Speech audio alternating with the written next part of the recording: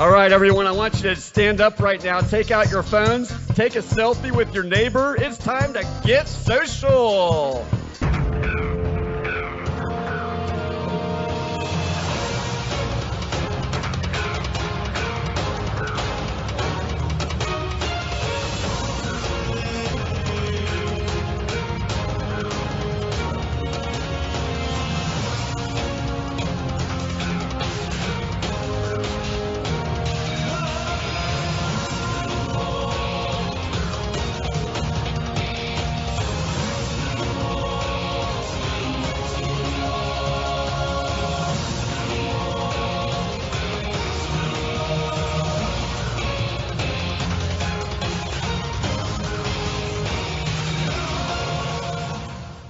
Welcome to the 5th Amazing Race 28 recap episode of the YATN podcast from Reality TV Warriors. My name is Michael Harmstone, and joining me as ever is the Canadian who doesn't have 6'1" legs, Logan Saunders. Morning.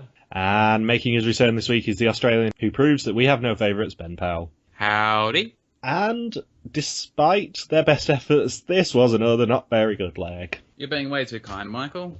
Okay, I understand the whole thing with Amazing Race is it's just Americans gawking at scenery porn, but structurally, this leg was terrible. Like, there's barely any chance for any team to pass any other team apart from A, choosing different detours, or B, tripping over at the second roadblock. That was the only way you could, pass someone. And even worse, we didn't even get all the departure times, which I joked about last week. Well, we didn't need it if they were all there at the pit stop at the same time last leg. We knew they're all within 8 minutes of each other. Yeah, but still, they should show us everyone departing, and they actually didn't show us everyone leaving the detour either. Okay, well, you worry about that. We'll talk about the real problems about this leg. So previously, 9 teams raced to Geneva, Switzerland, where love was in the air. At the detour, teams bumped or pounded to get their next clue. At the roadblock, teams paired up, leaving Brittany and Jessica in the cold, and leading to an 8-way race for first and an elimination for the models. And teams are staying in Chamonix. Yay. And they get given cold weather gear. They didn't even have to pack it themselves. Typical social media stars getting everything done for them. Oh, Michael. Someone's got to make the joke. They even get MC Hammer pants, which I guess is the only real highlight from this segment. So, once teams depart, they have to search for one of 8 cars with particular number plates through the town of Chamonix, and then get driven to Le Grand Monte gondola station to find their next clue. Because this is a season after season 26, teams cannot be trusted to drive themselves anywhere. I thought it was going to be self-drive. I thought, wow, they get actual cars. They get to drive themselves up to the gondola. Nope, they get appointed drivers in a very safe country. It's France. To be fair, it's it was winter there, right? Yeah, it would have been end of November in the Alps. And doesn't that mean that the roads are completely iced over? No, actually, because countries like France and Canada, who both get a lot of snow, are very good at dealing with snow. I said ice. Yeah, snow and ice and everything like that. As fun as it would be, I don't think CBS want to see Tyler and Corey or Kurt and Brody go flying off a cliff. Bro! Just a couple of bros in a ditch. And once teams get to the gondola station, it's the first active route info of the season. And teams must ascend nearly 11,000 feet in a gondola in the shadow of Mont Blanc, and one person from each team must grab their clue at the end of high wire with the help of a guide. They didn't even explain the part about needing to have a baguette at the beginning. It was just sort of mentioned in passing about 2 minutes into the task. Yeah, I just had a note that said teams get given bread. This is the second time, I think, that they've had to have a baguette on them during a France leg. As if doing the stereotype once wasn't enough. At least there wasn't a clue in a baguette this time. To be fair, Chamonix probably has a town of 50 people and it's not really near any cities, I don't think. So it's not exactly there's a wealth of different multicultural food available there. So when you've done 50 people there and one of them makes baguettes, you eat baguettes. Yeah, it depends. It's more that the producers are using the stereotype repeatedly. Is this not the Amazing Race? True, Amazing Race producers basically just use Lonely Planet guides now and flip through the pages, but... Speaking of doing things repeatedly, this is the 3rd season in a row that we've had to do a full leg in France.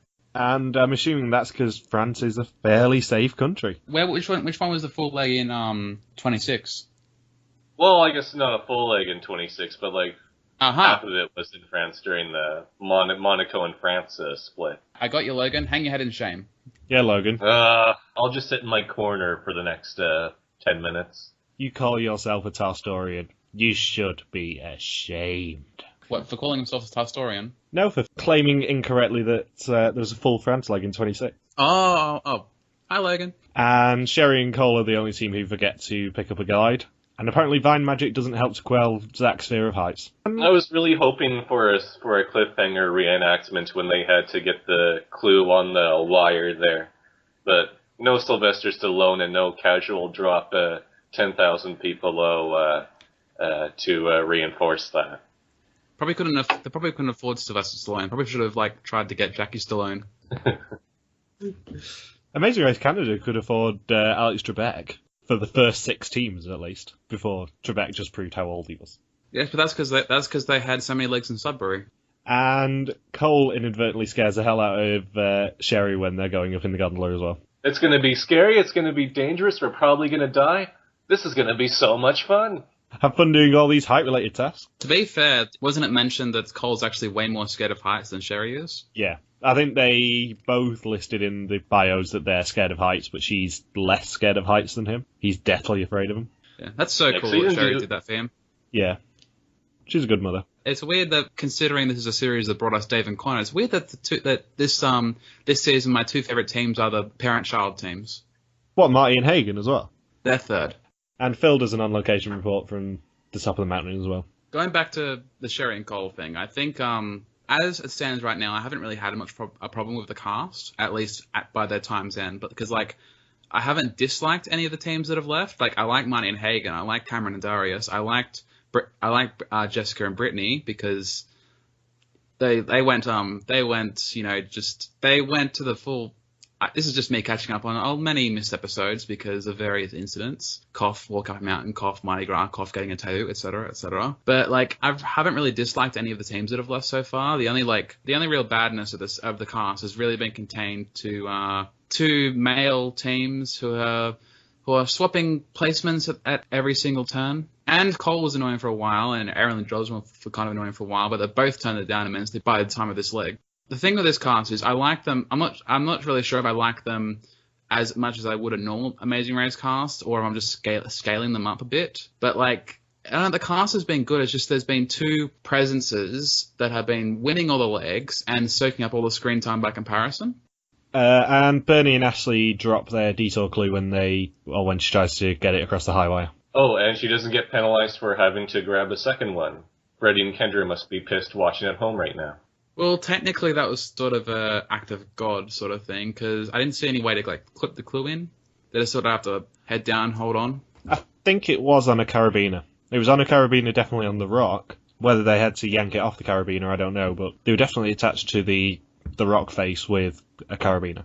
And there was no carabiner on them? I'm not sure. You'd think they would have sort of pulled themselves along, unscrewed the carabiner, and then clipped it onto the harness, because that's what I would have done, unless I was told otherwise. Instead, they lost it to the mountain. I pity the poor person who has to then go get that clue back.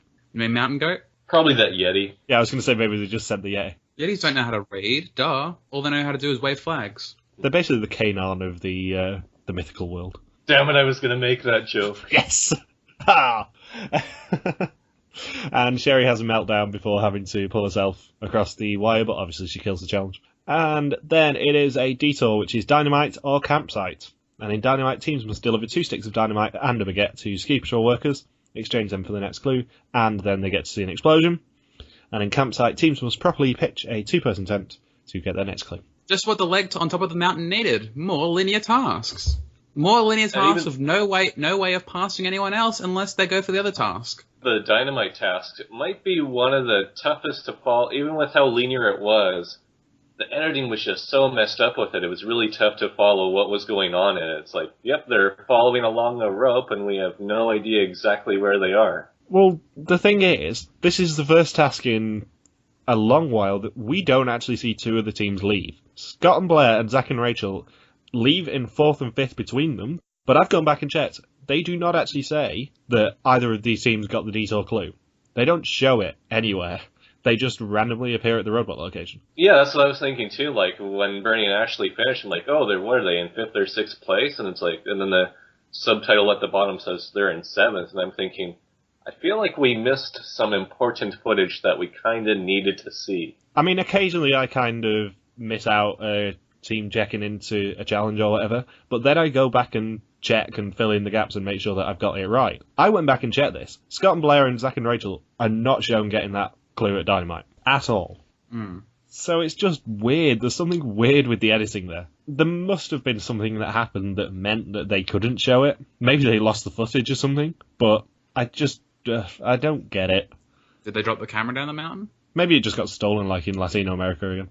I bet you the camera work must have been a real pain for this round, being up that high and just how precarious everything was. I wouldn't be surprised if some sort of incident happened. Up that high, so close together, confined, and, it's very hard to keep each other's cameras out of each other's shots. Yeah, it might very well have just been that there was a camera that creeped into another team's shot or something. Just some guy that's just in the shot that's just staring back at you. Unlike Survivor, they are very, very, very reluctant to show any cameramen ever. Unless it's unfinished business. Then it just happens all the time. Were you guys suggesting that, there's Slender Man shit up on the top of the mountain, and that's why I had to erase the footage? Logan doesn't know who Slender Man is, does he? No. Man, you are behind on pop culture, Logan. Yeah, Logan. Do I have to go sit in my corner again if that's what's happening? You'll sit there until you learn, Logan. Get a picture of Slenderman up on your flip phone. Shut up. Jesus Christ, that's right. You still have a flip phone. My dad has an iPhone 5S, and he's 63 years old and blind. No excuse, Logan. No excuse. I love occasionally mentioning that Logan still has a flip phone. It's a good way to save money, guys. Maybe Laird McIntosh will send you a Motorola message with a picture of Slenderman on it for you. We learned that Bernie and Ashley have 2 sons, apparently. Red and blue? And Dana doesn't have 6'1" legs. Dana in that challenge is basically me whenever I'm in high places. Actually, I'm more like Sherry. And Blair states the obvious and says, I think people here eat baguettes. And then she trolls Aaron and Jocelyn. She does. And Wayne Arthurson asked a question about that. He says, what about Blair's comment about not forgetting the lunch? Great move from my point of view. I didn't think it was intentional. I don't think it was intentional, but if there's a team behind you, it's not a bad move. I mean, if it was intentional, she played it off very well to coincide with her persona, but if it wasn't, well, that makes sense too. A baguette is just not enough lunch. There's got to be more to it. Where's the baguette or a candelabra, They should have some sort of drink and some sort of chocolate product. And eat out of a beret with some hip-hop playing in the background. With Denise on vocals. Oh, I'm begging for that to happen. Begging for baguettes with Denise Williams. CBS, greenlight that now. So, Bernie and Ashley, what do you think was their rationale behind doing the other side of the detour when every other team was doing the other side of the detour? I think they probably were getting a bit frustrated at always being at the back half of the top half of the standings, and they probably just wanted to have a go at moving up. Well, tough tits. It's Tyler and Corey's world. We're just living in it. So Kurt and Brody leave Dynamite in first, with Tyler and Corey in second, Dana and Matt in third, Scott and Blair and Zach and Rachel in some order in fourth and fifth, Aaron and Jocelyn in sixth, Bernie and Ashley leave Campsite in seventh, and Sherry and Cole leave Dynamite in last. And teams are now driven to the Plan Plus gondola station, where they will find their next clue, which is a roadblock, which is who wants to feel the wind beneath their wings. And in this roadblock, one team member must tandem paraglide and look out for a Yeti waving a flag, so they can answer the question about what flag he's waving to receive their next clue at the bottom. Another linear task. Unless you place faceplant in the snow and lose 2 minutes. And on a leg like this where everyone started 8 minutes apart and had a quite linear detour unless you chose Campsite for some weird reason, that faceplant can make all the difference. And it's Brody, Corey, Matt, Rachel, Blair, Aaron, Ashley and Sherry doing the roadblock. And Brody struggles with it being too deep. Yep. He did look like a Yeti himself, though, when he face planted with the snow beard. It's like all he needed to do was pick up a flag and start tricking the other teams. My favourite bit of this entire episode was just the repeated face plants, and because of the cameras being on the selfie sticks, it just being ridiculous, the views that we got. It's very 2016 to have everyone be like, okay, you get all your safety lessons before paragliding, which I'm sure happened but was unaired. It's like, okay, you have all this paragliding equipment, and by the way, you gotta hold these selfie sticks for the duration of this roadblock. Good luck. I think it was a GoPro. A GoPro? Oh, okay. Yeah. It was a GoPro on a selfie stick, I think. There was definitely some sort of extendable arm. Best of both worlds. Corey overtakes Brody after he stumbles. Matt used to be a professional snowboarder. Rachel, Ashley, and Erin all faceplant. And we also get the wonderful scenes of both Ashley and Erin not even running. They just sort of saunter down and then just go, and fall. So how many Their people legs stumbled? just give up. 3, by my recollection. Were they seeing Macy Gray? I mean, they tried to say goodbye and they choked. They try to say goodbye and Michael, you've now ruined Macy Gray for me. Good. That is my aim. Try to walk away and I stumble. Although you sound like an 80-year-old pensioner. See, hopefully you'll go back and listen to that song now and see that I'm completely right with my impression of it. Nah, you just sound like you're about to ask for some corn cream. I want my corn cream. I try to get corn cream and I choke. But no, it's on my You road, choked, so they find my body. So, yeah, there's not a lot to honestly say about this task. Another character scene for sharing Caldo. In fact, this whole episode, the only really interesting part in terms of character development was with Sherry getting over her fears and getting the Kim McAllister-esque confessional of saying she wanted to contribute to the team and having the whole round essentially focus on her, which is a good thing because not a whole lot else was going on. Focus on her. Is she Ariana Grande? Oh my god, I you can't guess even keep up with pop culture. Why am I wasting my good material on you guys? Well, I don't waste my time on Grandes. I'm sorry. My repertoire of comedy and pop culture references isn't back in 1995. This season is full of social media moguls, yes, so there is a grand relation. It wasn't even that. It was for Ariana Grande's latest song is called Focus, and the chorus goes, "Focus on me, focus on me, me." My experience of that song is entirely Postmodern Jukebox's version of it. Sorry. Was anyone else disappointed with the nature of the dynamite task that we didn't see enough explosions? Yes, there should always be more explosions. And there should have been, like, if there's ever a time where cartoon sound effects should have been used, it should have been on a task involving dynamite on a mountain. That would have been very Bugs Bunny-ish. The Amazing Race Canada producers, had they had this task, would have 100% done, like, cartoons over it, and silly sound effects. There's only so many times you can watch an explosion before it gets boring. I'm guessing there's not that big a correlation between the Amazing Race audience and the MythBusters audience. Haven't you seen when buildings collapse with like Mozart music accompanying it, Ben? No, we don't have that in Australia. All our television is ruled by the cooking show and the renovation show. There's like 10,000 renovation shows, and they're all about building houses instead of destroying them, or about running a restaurant or whatever. That's all they have here. There's no Big Brother or Amazing Race, just My Kitchen Rules and Renovation Rumble. It's quite dire. And The Big Adventure. Who? Did you know that the rumoured location for the next 2 seasons of Survivor is the same place as The Big Adventure? I didn't know this until a couple of days ago. I heard the rumoured location was the original place they filmed Survivor, but then that wouldn't work out at all because it's actually like a tourist destination now. So yeah, the rumoured location is a different part of Fiji, but apparently it's the same islands that The Big Adventure filmed on. They've already got a built shelter there, and if you like dig really deep around the sands there, you probably might still find the rights to all the late 2014 pop music that they got the rights for, and they used constantly. I'm really disappointed no one's confirmed the new tribes yet as well. Are we still talking about Australian Survivor, or...? I was talking about season 32, but the other rumour coming out this week is that Ben Waterworth, king of Survivor Oz obviously, is taking a break from Survivor Oz, and is probably going to end up on Australian Survivor. Oh, fuck me. I'm surprised you hadn't heard about this, Ben.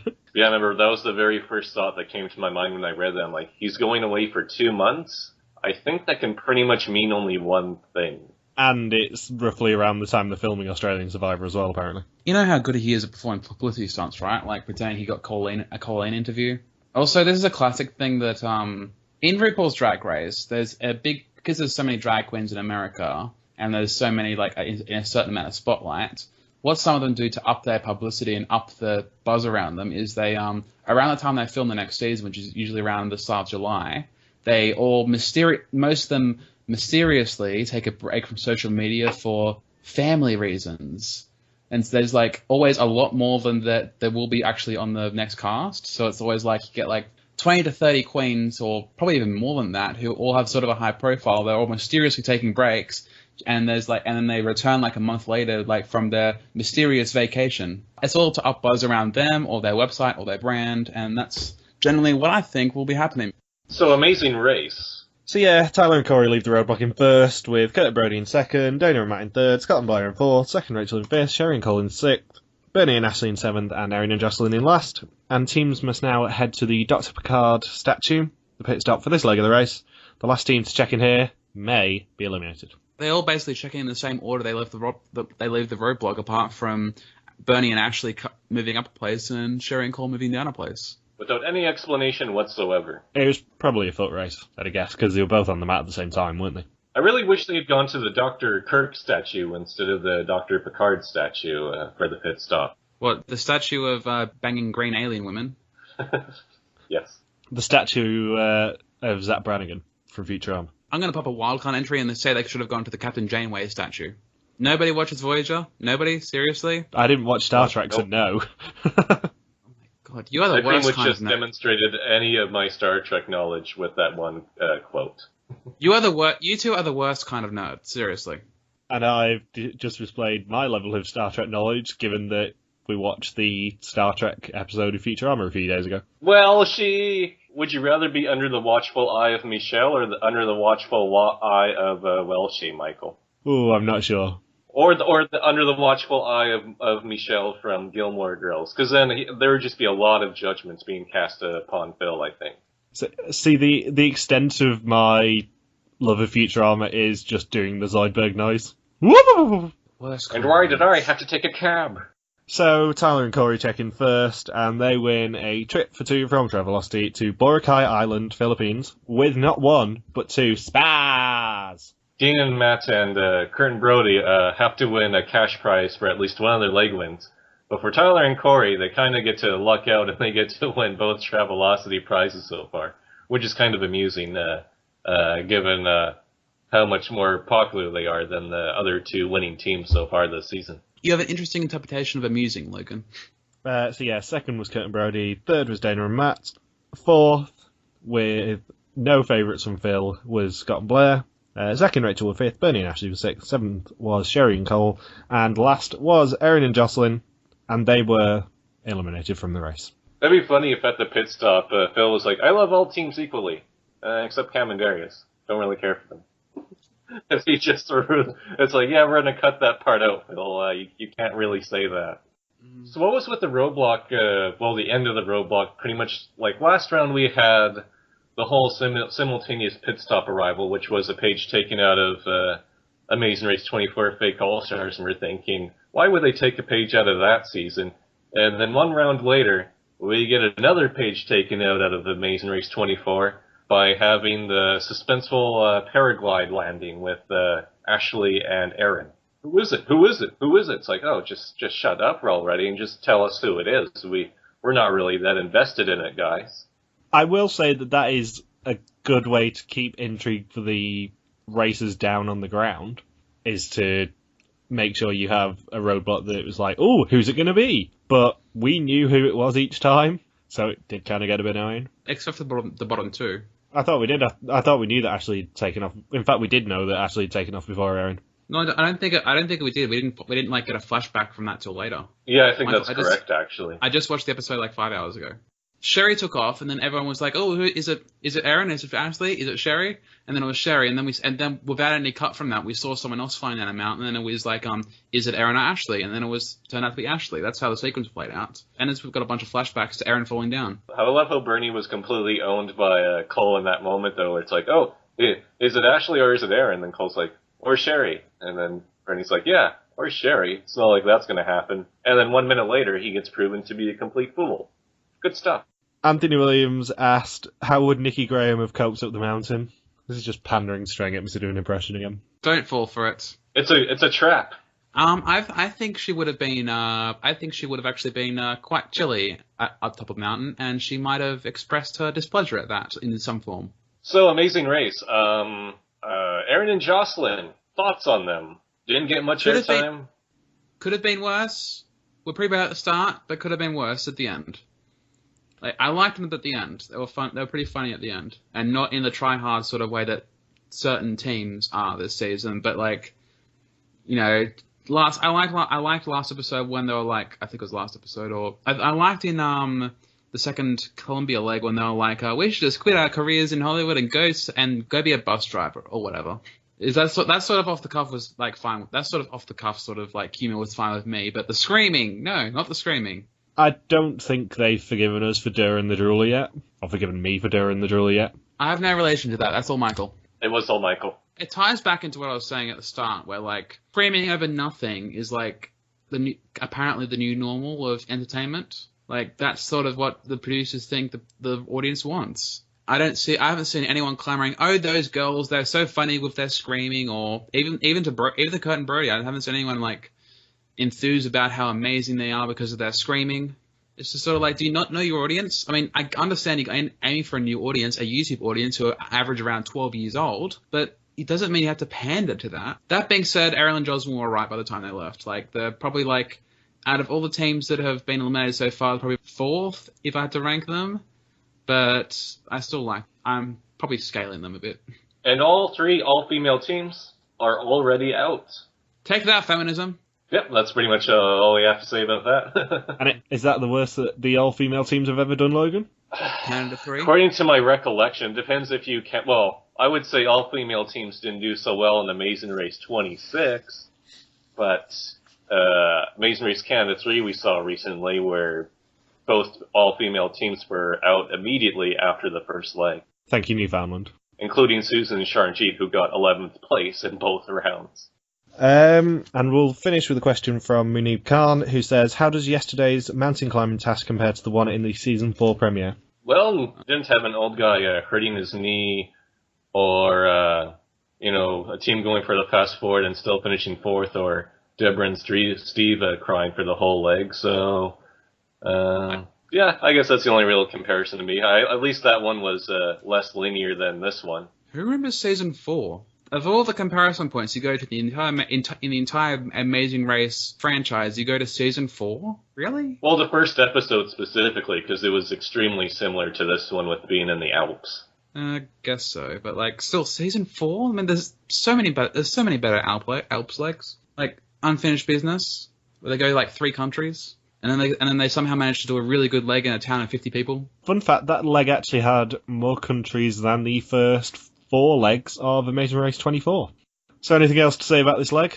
No. I there don't was think really so. very little to talk about. In case it wasn't evident by the podcast, we've had very little to talk about with this episode.